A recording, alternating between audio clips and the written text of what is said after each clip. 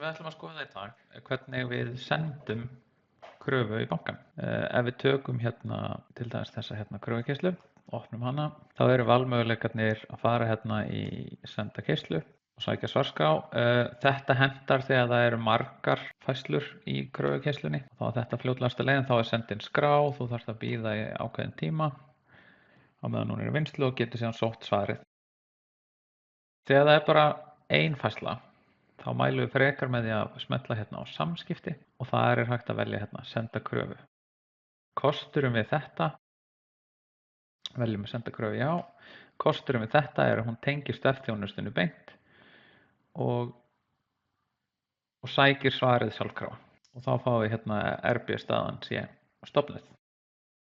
Ef við sýnum ykkur hitt líka,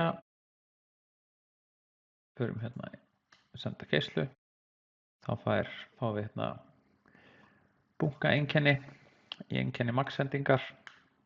RB-staðan verður bíð eftir svari eftir ákveðin tíma sem veltur á því hversu margar færslur eru í kröfukeyslunni er þá hægt að fara hérna í að sækja svarskrá.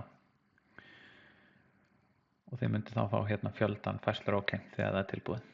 Og RB-staðan mun breytast í stofnuð. Ef það er ennþá bara bíð eftir svari þá er bara að prófa aftur síðan. Og þetta getur tekið alveg frá nokkrum mínútum upp í eitthvað lengra. Allt eftir álaginu í bankanum.